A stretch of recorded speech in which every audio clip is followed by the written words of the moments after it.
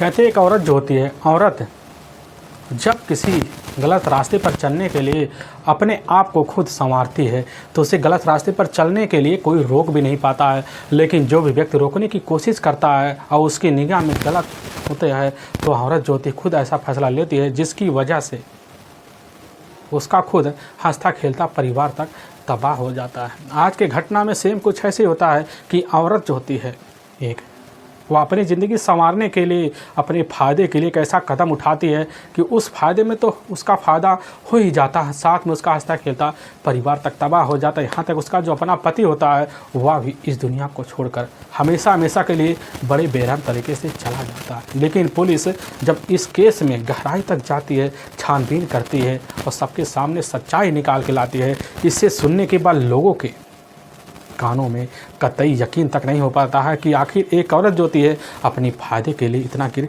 कैसे सकती है। आखिर क्या था इस घटना में क्या हुआ, इस घटना की आप पूरी तह तक सच्चाई जानने के लिए इस वीडियो को आप लास्ट तक ज़रूर देखिएगा। नमस्कार दोस्तों, मैं प्रदीप कुमार आपको इस टेढ़ी बात चैनल पे मैं स्वागत करता हूं। दोस्तों आज की यह जो सच्ची घटना है, यह घटना सुनाने से पहले मैं आपसे एक छोटा सा रिक्वेस्ट करना चाहता हूं, क्योंकि आप अगर इस चैनल पर नए हो और पहली बार आए हुए हैं तो एक बार जाकर आप अपने इन्हीं प्यारे हाथों से आप इस चैनल को सब्सक्राइब ज़रूर कर लीजिएगा, ताकि आपकी वजह से आज यह जो वीडियो है वीडियो पॉइंट के नाते काफ़ी लोगों तक पहुँचाया जा सके और उसके लिए हम आपके तहे दिल से शुक्रगुजार रहेंगे। आज की यह जो सच्ची घटना है, यह घटना है ठीक राजस्थान प्रदेश और उसी का बारां जिला पड़ता है और उसी का छिपा बड़ौदा एक कस्बा लगता है और उसी में आखा खेड़ी गांव पड़ता है। उसी गांव के रहने वाले मास्टर होते हैं प्रेम नारायण मीणा, जिसकी उम्र लगभग 42 साल के आसपास ही होता है। उनकी अपनी पत्नी होती है रुकमणी, जिनके टोटल 3 बच्चे होते हैं, जिसमें बड़ी बेटी होती है जो ऑलरेडी शादीशुदा होती है और घर में सिर्फ 2 बच्चे बचते हैं, जिसमें एक बेटा और एक बेटी बचता है। जो दूसरे नंबर पर बेटा ही होता है वैभव मीणा और तीसरे नंबर की बेटी होती है ऋचा मीणा। प्रेम नारायण मीणा जो होते हैं पास ही मध्य प्रदेश पड़ता है और उसी में गुना जिला पड़ता है और उसी में फतेहगढ़ एक जाना माना इलाका पड़ता है। वहीं एक सरकारी स्कूल होता है, उसी के अध्यापक ही होते हैं, सरकारी अध्यापक होते हैं, जिसकी वजह से उनके गांव में उनका काफ़ी मान सम्मान होता है। लोग उन्हें प्यार से टीचर कह के बुलाते थे, आगे उनके नाम के टीचर ज़रूर लगा दिया करते थे, जिसकी वजह से प्रेम नारायण मीणा को काफ़ी मान सम्मान मिल जाता था। लेकिन वहाँ फतेहगढ़ में ही रहकर एक क्वार्टर लेते और वहीं पर अपनी ज़िंदगी अपने बच्चों के साथ, यानी कि स्कूल में बच्चों के साथ वहीं बिताते थे। महीने में कभी एक आध बार अपने घर आ जाया करते थे, कभी त्यौहार पड़ता था तो उसी बहाने भी छुट्टी मिल जाता था। तभी मैं बात कर रहा हूँ ठीक है 26 मार्च साल 2021 का ही। अब सुबह सुबह का टाइम होता है तो प्रेम नारायण मीणा का ही एक अपना भतीजा होता है राजू। अब राजू उसी वक्त उनके दरवाजे पर पहुंचता है, लेकिन जैसे ही दरवाजे पर हाथ लगाता तो अपने आप जो होता किड़ली इधर टन से बोलता है और खुल जाता है दरवाज़ा और राजू अंदर कदम बढ़ाता है तो आंगन में पहुंचता है तो चारपाई होता है, लेकिन चारपाई के ऊपर उसकी जो नज़र पहुंचती है तो राजू वहीं चीख पड़ता है। बगल वाला एक और कमरा होता है, उसी कमरे में से इधर प्रेम नारायण मीणा की अपनी जो पत्नी होती है रुकमणी निकलती है तो राजू से पूछती है क्या बात है राजू, क्यों चीख रहे हो। राजू के बोल नहीं निकल पा रहे होते हैं, लेकिन हाथों से इशारा राजू इधर कर ही रहा होता है। तभी उधर रुकमणी जो होती है बाहर आती है, लेकिन जैसे आंगन की तरफ अपनी नज़र घुमाती है चारपाई के ऊपर उसके अपने जो पति होते हैं, इधर प्रेम नारायण मीणा का डेड बॉडी खून से लथपथ अवस्था में वहीं पड़ा होता है। यह नज़ारा देखकर वहीं रुकमणी मीणा तुरंत चीख पड़ती है। चीखने के बाद इसकी जो आवाज़ होती है आखा खेड़ी के उस इलाके में पहुंच जाती है, क्योंकि अब मास्टर के घर का ही मामला था। खबर लोग सुनते हैं, अपने काम धाम छोड़कर मास्टर के घर में आते हुआ भी नज़ारा देखते हैं तो दंग सा रह जाते हैं। और पास एक और कमरा होता है, उस कमरे में 2 बच्चे अंदर से काफ़ी ज़ोर ज़ोर से चीख रहे होते, आवाज़ें लगा रहे होते हैं। तभी कुंडी खोला जाता तो उसी कमरे में से इधर प्रेम नारायण मीणा के अपने दोनों जो बच्चे होते हैं वैभव और साथ में ऋचा मीणा बाहर निकलती हैं। वह अपने पिता की इस स्थिति को देखकर वह भी जोर से वहीं चीख चिल्ला पड़ती हैं। लेकिन इनकी जितने लोग चीखते हैं सबकी आवाज़ किसी न किसी कान में पहुंच जाता। अपने काम धाम छोड़कर मास्टर के घर में जरूर है। थोड़ी देर बाद वहाँ उस इलाके के लोगों का भीड़ भी लग जाता है। लेकिन उसी में से एक व्यक्ति होता है जो अपने नज़दीकी थाने अब छिपा बड़ौदा फ़ोन कर देता है। अब छिपा बड़ौदा में जब फ़ोन किया जाता है तो वहाँ के जो थाना प्रभारी होते हैं राम स्वरूप मीणा, अब जैसे ही खबर पाते हैं तो उधर अपने ही दल बल टीम को लेते हैं और साथ में फोरेंसिक टीम और यहाँ तक डॉग स्क्वाड की टीम को भी सूचना भिजवा देते हैं और तुरंत बिना टाइम गंवाए इधर आखाखेड़ी गांव में पहुँच लाते हैं। मास्टर के घर में दाखिल होते हैं। देखते हैं आंगन में एक चारपाई, उसी चारपाई पर खून से लथपथ अवस्था में प्रेमनारायण मीणा का डेड बॉडी अब पड़ा हुआ है। पास जाते हैं और जाने के बाद राम स्वरूप मीणा बड़े ध्यान से प्रेमनारायण मीणा के डेड बॉडी को लगते हैं। देखते हैं शरीर पर काफ़ी गहरे गहरे घाव हैं, लेकिन जो ब्लड होते हैं वह ब्लड शरीर पर जमे हुए होते हैं। लेकिन पुलिस की टीम देखती है, तुरंत अंदाज़ा लगा लेती है कि जरूर इस हत्या को लगभग 6 से 8 घंटे पहले अंजाम दिया गया है। घटनास्थल का तौर तरीके से वहाँ के जो सिपाही होते हैं निरीक्षण भी करते हैं। तभी वहाँ मौके पर फोरेंसिक टीम भी आ जाती है, यहाँ की एफएसएल की टीम भी पहुँच जाती है और साथ में डॉग स्क्वाड की टीम भी आ जाती है। और डॉग स्क्वाड की टीम में खोजी कुतिया होती है। वह कुतिया जो होती है वो अंदर जाती है। अंदर जाने के बाद कमरे का निरीक्षण करती है, लेकिन तुरंत छत पर चढ़ जाती, घूम के फिर उसी जगह पर आ जाती, वहीं खड़ी हो जाती है। लेकिन उसके जो सूंघने की स्थिति होती है खोजी कुतिया के, वह बंद नहीं होते। फोरेंसिक टीम भी पहुंच जाती है। या फैसल की टीम वहां पहुंचकर अपने हिसाब से घटना का निरीक्षण करती है और वहां उस सबूत इकट्ठा करती है। लेकिन जब कमरे का निरीक्षण किया जाता है, देखा जाता है जो सामान होते हैं कमरे में जहाँ के तहाँ अब पड़े होते हैं। पुलिस को समझ में नहीं आता कि आखिर इस हत्या को अंजाम किसने और किस कारण दिया।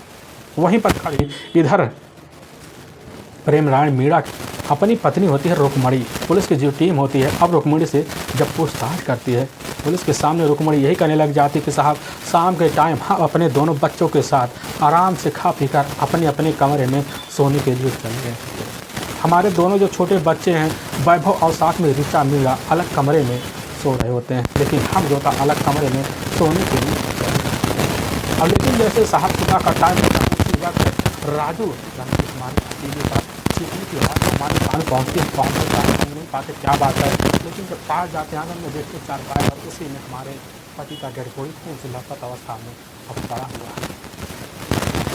ये बात पुलिस भी बड़े ध्यान से सुनती है। सुनने के बाद समझ नहीं पाती कि आखिर इस हत्या को अंजाम कौन दे सकता, कहाँ क्या था, क्योंकि दरवाज़ा उस समय तो खुला था। पुलिस को भी ये अंदाज़ा होने लगता कि हो सकता कोई बाहरी व्यक्ति अंदर घुसा हो। पुलिस की टीम अपने तौर तरीके से घटनास्थल का निरीक्षण कर लेती है। निरीक्षण करने के बाद तुरंत बॉडी का वहीं पंचनामा भरती है और उठाकर देखिए जो सरकारी अस्पताल होता है इसी में पोस्टमार्टम के लिए भेजवा देती है। थाना प्रभारी उसी समय तुरंत एक्शन में आते हैं। एक्शन में आने के बाद इस केस को जांच पड़ताल करने के लिए तुरंत ही मुखबिरों को सुराग घासी के लिए लगवा देते हैं, ताकि पता चले इनका क्या किसी से रंजिश है या दुश्मनी है।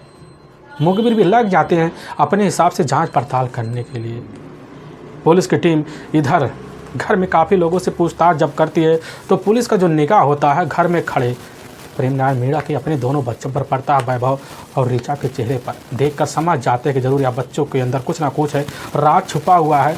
दोनों के पास जाते हैं। थाना इंस्पेक्टर उन दोनों बच्चों को अपने पास बुलाते बड़े प्यार से दूसरे कमरे में ले जाते हैं। तौर तरीके से पूछताछ शुरू कर देते हैं। लेकिन जो बच्चा होता है वैभव बड़े देर बाद अपने लफ्ज़ खोलता, कहने लग जाता है शाम के टाइम अपनी मम्मी के कमरे में जब सोने के लिए हम दोनों लोग गए हुए थे तो उसी वक्त हमारी जो अपनी माँ होती है हमें धक्के मारकर इस कमरे में लाकर सुला जाती है। इसके बाद बाहर से ही कुंडी लगा देती है। पुलिस की टीम यहाँ जैसे ही इधर वैभव से आवाज़ सुनती है, पुलिस को समझने आ जाता है कि बस कर इनके घर में राज जरूर छिपा हुआ है। लेकिन वैभव से पुलिस और जानकारी जब लेती तो वैभव कहने लग जाता है कि साहब रोज़ आए दिन अपने मम्मी के साथ हम दोनों लोग सोया करते थे, लेकिन हमारी जो मम्मी होती कल ना जाने क्यों हमें लाकर इस कमरे में ज़बरदस्ती सुला गई। तो वैभव से पुलिस की टीम और गहराई और बड़े प्यार तौर से पूछना शुरू कर देते। वैभव कहने लग जाता है ताकि साहब हमारी एक अपनी बड़ी बहन भी है जो ऑलरेडी शादीशुदा है, लगभग 1 साल पहले पिता को एक पत्र लिखी थी। वह पत्र साहब हमारे हाथ लग गया है, लेकिन उस पत्र में ऐसा लिखा है साहब, हमें पूरी तरह से यकीन हो गया है कि इस घर में ही कोई ना कोई राज छुपा हुआ है। पुलिस यह बात जब सुनती है, वैभव जो होता है उस पत्र को लाता है और वहाँ थाना प्रभारी जो मीणा को पकड़ा देता है। लेकिन जैसे पत्र को खोला जाता है तो उसमें साफ तौर पर लिखा होता है कि पिताजी, हम आपकी बेटी हैं। इस घर में एक नौकर है जितेंद्र उर्फ जीतू बैरवा, जो इस घर में रहने लायक अब बचा नहीं है। आप उसको एक बार इस घर से निकाला ज़रूर करवा दीजिए। और नीचे कुछ और ऐसे शब्द लिखे होते हैं जिसकी वजह से पुलिस के अब जो शंका होता सीधा के सीधा रुक्मणी के ऊपर टिक जाता है। लेकिन जब बच्चों से पूछा जाता है तो बच्चे सीधा का सीधा जवाब देना शुरू कर देते हैं कि साहब, हमारे पिता को मरवाने में खुद हमारी अपनी माँ रुक्मणी का हाथ है, क्योंकि रात के टाइम में जब हमारे पिता के ऊपर प्रहार किया जा रहा था उसी वक्त हमारे कानों में आवाज़ आ रही थी। हमें यकीन है कि वह हमारी माँ है और साथ में हमारे ही घर का जो नौकर है जितेंद्र उर्फ जीतू बैरवा है। अब पुलिस की टीम जैसी यह बात सुनती है, सुनने के बाद पुलिस जो टीम होती है एक्शन में आ जाती है। उसी वक्त एक टीम गठित करती है और जीतू को अपने कस्टडी में लेने के लिए अब चली जाती है और तुरंत लेकर वहाँ से थाने पहुँच जाती है।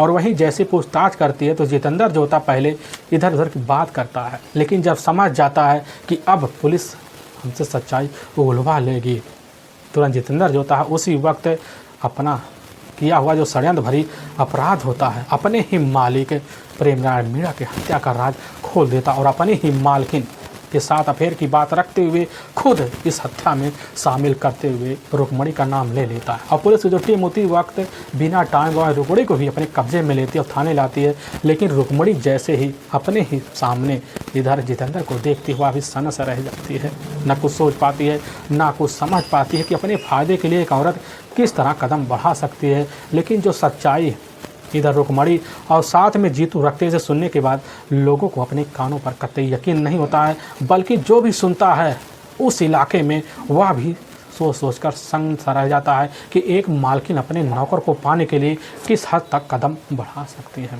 दिल में प्रेमनारायण और साथ में रुक्मणी की जो शादी होती थी घटना से 20 साल पहले हो जाता है। और घटना के बीच जो होता है इनके टोटल 3 बच्चे भी हो जाते हैं, जिसमें बड़ी बेटी होती है और एक मझली बेटी भी होती है और एक बेटा भी होता है। अपने परिवार के साथ रहकर प्रेमनारायण मीणा जो अपनी ज़िंदगी जीते हैं, लेकिन ज़िंदगी के बीच जो होता है इनकी मास्टर की भी एक ज़िंदगी होती है और इस ज़िंदगी में अपना जो जरिया बनाते हैं या ठीक मध्य प्रदेश का ही जाना माना शहर पड़ता है गुना, उसी में फतेहगढ़ लगता है। वहीं एक सरकारी स्कूल होता है, उसी में जाकर मास्टरी का काम किया करते थे, जिसकी वजह से लोग उन्हें प्यार से मास्टर के नाम से बुलाते थे। लेकिन वहीं पर एक क्वार्टर लेते हैं और वहीं उसी क्वार्टर में अब जाकर इधर प्रेमनारायण मीणा रहना लग जाते हैं। अपने परिवार से मुलाकात करने के लिए महीने में 1-2 बार आ जाया करते थे। लेकिन रुक्मणी अकेली होने के नाते, उम्रदराज होने के नाते जो होता है रुक्मणी का जो चाल स्वभाव होता है बड़ा बदल सा जाता है। जब भी कभी प्रेमनारायण मीणा अपने घर आते हैं तो उनके साथ जो होता है कभी चिड़चिड़ापन की व्यवहार सा करती, झगड़े तकरार भी होते थे। इतने झगड़े तकरार होते हैं, कभी कभी खुन्नस खाकर गुस्से में बिना समय के ही प्रेमनारायण मीणा जो होते हैं फतेहगढ़ चले जाते थे। लेकिन इधर जो होती है जब रात का टाइम होता, रात के टाइम में रुक्मणी को लगने लग जाता है कि अब हमें किसी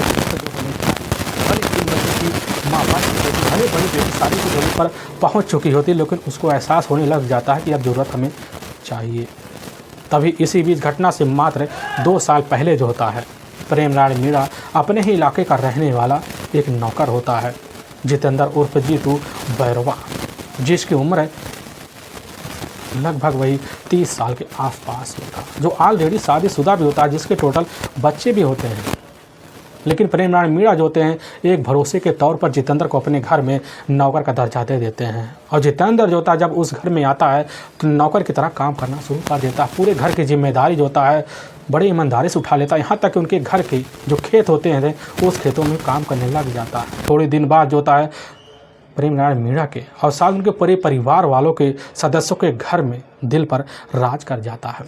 काफ़ी मान सम्मान जितेंद्र पाने लग जाता है। लेकिन इधर जो होती है खुद रुक्मणी की जो नज़र होती है एक दिन जब जितेंद्र के ऊपर पड़ता है तो जितेंद्र को इस हट्टे कट्टे को देखता है तो वह देखने के बाद समझ जाती है कि आखिर हमारी जो रात की ज़रूरत है उसका पूरा करने के लिए जितेंद्र काफ़ी है। उसी दिन से खुद जो थे अपने ऐसे व्यवहार पेश करने लग जाती जितेंद्र के ऊपर। जितेंद्र भी समझ जाता है कि आखिर हमारी जो मालकिन है खुले व्यवहार की तरफ चाहती क्या है। तो इधर खुद जितेंद्र जो होता है माहौल को जब समझता है तो उसी दिन से इर्द गिर्द इधर जाकर रुक्मणी के घेरना शुरू कर देता है। लेकिन रुक्मणी जो होती है खुले माहौल में दर्जा देने लग जाती है। तभी जब समझ जाती है रुक्मणी पूरी तरह से हमारी तरफ झुकाव अब जितेंद्र का आ चुका है तो एक दिन देखती हैं घर में उस समय कोई भी नहीं है।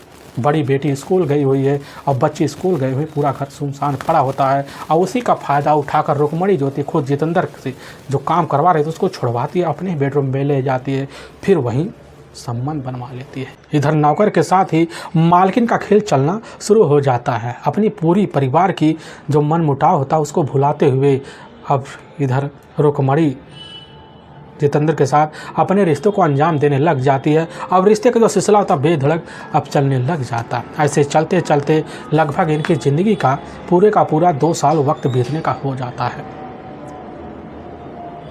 लेकिन इसी बीच जो होता है जब कभी प्रेम नारायण का घर आना होता है, आने की वजह से रुक्मणी जो होती है उनके सामने चिड़चिड़ापन जैसा व्यवहार करती है। वह सोचती थी जल्द जल्द प्रेम नारायण अपने काम पे चले जाएं और फिर अपने तरह से अपनी ज़िंदगी को अंजाम दिया जा सके। लेकिन इसी बीच जो होता है पूरे भारत में लॉकडाउन का माहौल चल जाता है, जिसकी वजह से लॉकडाउन लग जाता है। प्रेम नारायण अपने घर पे ठिकाना बना लेते हैं। अब इधर रुक्मणी और साथ में जितेंद्र का रिश्ते का अंजाम देना सिलसिला वहीं बंद हो जाता है, जिसकी वजह से जितेंद्र और इधर रुक्मणी दोनों मिलने के लिए बेकरार होते हैं। वह सोचने लग जाते हैं कब लॉकडाउन ख़त्म हो, कब जो होता है इधर प्रेम नारायण अपने ड्यूटी पर जाएं। जितेंद्र भी सोच में पड़ जाता है, इधर रुक्मणी भी काफ़ी सोच में पड़ जाते हैं। रुक्मणी अपने पति से हर दिन झगड़ा करती, लेकिन इसी बीच प्रेम नारायण को शंका हो जाता कि हमारी पत्नी का किसी न किसी के साथ दोस्ती जरूर चल रही है। लेकिन जब जिक्र करता है मणि जो होती है खुद अपने पति के ऊपर ही पहरा लगवा देती है, जिसकी वजह से वह कुछ बोल नहीं पाते हैं और सन्न रह जाते हैं। लेकिन जैसे ही माहौल ख़त्म होता कोरोना का तो उसी वक्त प्रेम नारायण दोबारा स्कूल जाना शुरू कर देते हैं, जाने की वजह से दोबारा मौका मिल जाता है और इधर जितेंद्र और साथ में रुक्मणी का मिलने जुलने का। लेकिन जब कभी भी प्रेम अपने घर आने के बाद होता है इनकी दूरियां कम हो जाती है। रुक्मणी और साथ में जितेंद्र दोनों को बेकरार उठते हैं। तभी रुक्मणी और जितेंद्र जो होते हैं अपने ही रास्ते में अड़ंगा बन रही उनकी होती है, जो ऑलरेडी शादी की दहलीज में पहुँच चुकी होती है। 1 साल पहले करवाने के लिए फैसला ले लेती है। लेकिन जैसे तलाशी के लिए रुक्मणी की बड़ी बेटी को पता चलता है तो वह समझ नहीं पाती क्या माजरा है। लेकिन तभी एक दिन घटना से मात्र 1 साल पहले इधर रुक्मणी की अपनी जो बड़ी बेटी अपने कमरे से जैसे उठती है, अब अपनी माँ के दरवाजे की तरफ जाती है। पता लगता है आवाज़ अंदर से आ रही है। अपनी आँख को फाड़ के देख लेती है कि घर के अंदर जो था उसका अपना खुद का नौकर सुरेंद्र और साथ में उसकी अपनी माँ एक ही अवस्था में पड़े हुए दंग सा रह जाती है। ना कुछ सोच पाती है ना कुछ समझ पाती है, लेकिन कुछ दिन तो शांत रहती है। लेकिन दोबारा जैसे ही एक दिन फिर वैसी तरीके से नज़ारा देखती है, सनस रह जाती है और ठान लेती है कि इस चीज़ की जानकारी अपने पिता को हम देके रहेंगे। और उसी वक्त एक पत्र लिखती है और उसी पत्र में पूरी तहकीकात के साथ एक एक बात लिख देती है और साथ में लिख भी देती है कि पिताजी आप इस नौकर को घर से बेदखल करें, नहीं तो आपके लिए मुसीबतों का पहाड़ टूट पड़ेगा। लेकिन यह जो पत्र होता है लिखा हुआ अब जाकर वैभव के हाथ लग जाता है और जब लगता है तो पढ़ता हुआ सनस रहता सोच लेता है कि अगर इस चीज़ की जानकारी हमारे पिता को लग गया तो पूरे घर में दरार का माहौल पड़ जाएगा। लेकिन वह नहीं सोच पाता कि आखिर हमारे पिता ही इसकी वजह से एक दिन इस दुनिया को छोड़ के जा सकते हैं। लेकिन दूसरी तरफ अब जैसे रुक्मणी को पता चलता कि हमारी बेटी हमारे खिलाफ सतर्क है तो ठान लेती शादी करने का। 1 साल पहले ही कृष्णकांत के पीछे पड़ जाती, अपनी बेटी का शादी करवा देती है और वह ससुराल चली जाती है। इधर मौज से अपनी ज़िंदगी गुजारने लग जाते हैं। लेकिन षड्यंत्र जो होता है 1 साल से रस्ते रस्ते पूरा का पूरा साल बीतने का हो जाता है। जब बीतने का हो जाता है तो रुक्मणी और सुरेंद्र को लगने लगता है कि मौके की तलाश किया जाए और मौके की तलाश में लग भी जाते हैं। अभी पूरे भारत में होली का माहौल आ जाता, मार्च का महीना हो जाता। उसी महीने में इधर जो होते हैं फतेहगढ़ से छुट्टी लेकर अपने घर आ जाते हैं। जब आते हैं तो इसकी जानकारी जब जितेंद्र उर्फ जीतू को लगता है तो सुनता है, एक बार सनस रहता करने लग जाता है कि रुक्मणी अब हमें जो होता है अपना रास्ता साफ करना होगा। तो उसी वक्त प्लान बनाता है और प्लान के तहत जितेंद्र का एक अपना करीबी दोस्त होता है हमराज भील, उसको भी अपने प्लान में शामिल कर लेता है और साथ में उसके हाथ में 20,000 रुपये रख लेता है। और हमराज जो होता है जितेंद्र की बात सुनता है, तुरंत ही घटना को अंजाम देने के लिए षड्यंत्र बनाना शुरू कर देता है।